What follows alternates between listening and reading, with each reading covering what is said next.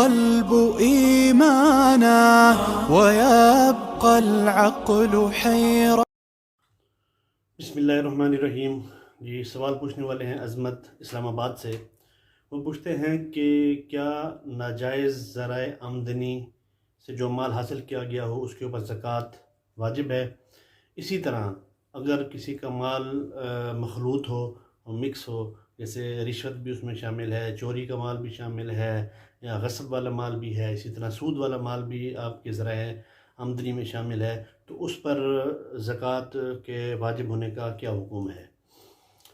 تو محترم عظمت صاحب، ایسا ہے کہ اگر کسی کا مال خالص حرام ہے تو اس پر زکوٰۃ واجب نہیں ہوگی، کیونکہ مال حرام کا حکم یہ ہے کہ اگر مالک معلوم ہو تو اس کو واپس کر دیا جائے، اور اگر مالک معلوم نہیں ہے تو ثواب کی نیت سے سارا مال صدقہ کر دیا جائے.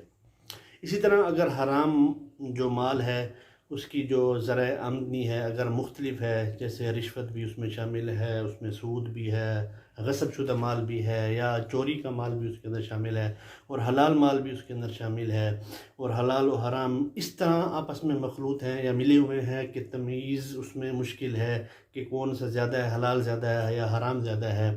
جیسا کہ عموماً دیکھنے میں بھی آتا ہے کہ کئی لوگ ہوتے ہیں ان کا حلال و حرام مال جو ہے مختلط ہوتا ہے، آپس میں ملا ہوتا ہے، ان کو معلوم نہیں ہوتا کہ کون سا زیادہ ہے، کون سا کم ہے، کون سا حرام کا اس کے اندر شامل ہے اور کون سا حلال والا ہے اس کے اندر. تو اس صورت میں اگر وہ مال بقدر نصاب ہے تو ایسے مال کی زکوٰۃ ادا کرنا ضروری ہوگا. البتہ اگر حرام اور حلال اس طور پر مخلوط ہوں اور ملے جلے ہوئے ہوں کہ تمیز کرنا اس میں ممکن ہو اور اس میں پتہ ہو کہ کتنا حلال ہے اور کتنا حرام ہے، تو حرام مال کی مقدار کا صدقہ کرنا واجب ہے اور حلال مال کی مقدار پر زکوٰۃ واجب ہوگی، بشرطے کہ نصاب کے بقدر ہو. وما علینا الا البلاغ. السلام علیکم.